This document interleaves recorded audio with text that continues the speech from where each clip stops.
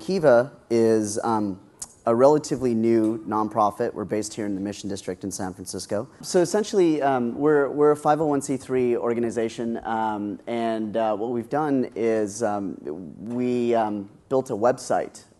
My background is I used to work at eBay/PayPal for 6 years, and I was really excited about microfinance. And in particular microcredit, the provision of small loans to entrepreneurs, developing world entrepreneurs, at interest rates that are much more affordable than the informal sector economy.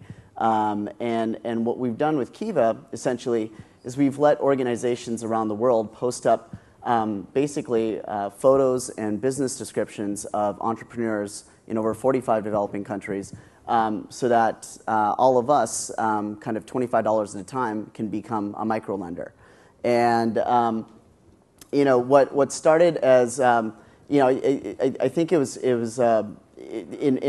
the early days of Kiva, it was actually it was more of a personal project. We thought this would just be a really cool website to do, and it seems to be actually scaling to the point where today there are about 300,000 people who've made a loan through Kiva to help about 55,000 entrepreneurs in 45 developing countries.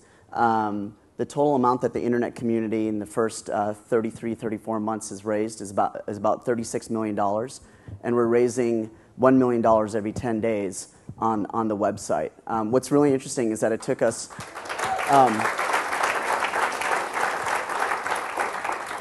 what's really amazing is that it took nearly 15 months to raise the first $1 million.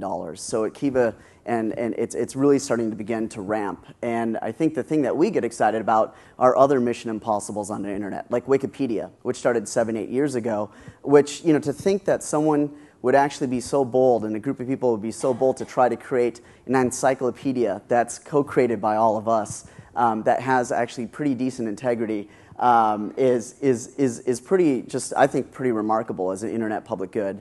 And today I know that 1 out of every 200 page loads on the internet is a Wikipedia page. And it's really, I think it's just the power of all of us together on the internet that can do just some really amazing things once the momentum gets going. So what I wanted to do is walk a bit through basically the lending experience on Kiva, tell a few kind of highlight statistics, and then really dive behind the scenes on how this website works, and where we think it can go in the future.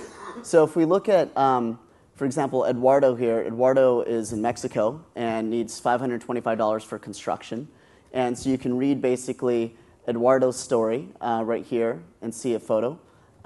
Eduardo is posted by CHF, which is a local field partner in Mexico that we work with, and we publish a risk rating. This field partner has been on the platform for 21 months, and they've funded 647 entrepreneurs, raising a total of $641,000. So they're responsible, when you make a loan through the website, we actually wire it to this field partner. They disperse it to Eduardo here. Eduardo will pay back in a course of about 12 months. And so far, the repayment rates on Kiva, of the $10 million that have come to term on the website, 98% has been repaid in full. So it's pretty cool. So the other neat thing here is that you can actually check out the other lenders. What's interesting, so I'll just click on one lender, Maryland in Pasadena here. And what's interesting about this dog here, interesting story, is that actually it's offensive in many parts of the world when your internet lender is an animal or a pet. And so one of the things that we struggled with Kiva is, should we actually prohibit people from uploading photos of their pets on the website? And what's interesting is, I think what we want to do with Kiva is actually have minimal to none editorial voice. And so if people, for example, in the West actually value their pets so much that they want to upload that, that's something, it shouldn't be voyeurism one way. It should actually be learning both ways. And so I think what we actually need to do is contextualize why people in the developed world, for example, might actually value posting up a pet instead of trying to censor it. And that's one example of kind of some of the things that we're struggling with in the early days is how do we create this marketplace so that it's really a level playing field based on mutual dignity and there's not this kind of supplicant-benefactor relationship between one side and the other. What you can do is you can look at basically other loans in Marilyn's portfolio here. And for example, she funded a restaurant in Peru. And this one's actually fully funded. Another really interesting statistic about Kiva is every day about $100,000 worth of businesses from the developing world, from over 45 countries, posted in French, Spanish, Bahasa Indonesian, all these different languages. It's uploaded to the website.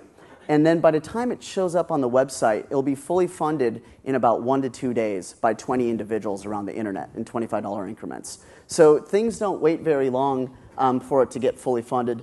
This woman, it's a restaurant, 4-month loan term, and here you can see kind of even more lenders who've lent to this person. So what I'm going to do is basically, let's go back and let's fund, let's see, I'm going to let the crowd pick. Basically, here is basically a list of entrepreneurs that are fundraising today. There's about 600 on the website. You can't quite see it. But why don't we pick, anyone want to shout out when I should stop? Back to number 2. Back to number 2? Okay. So number 2, tailoring.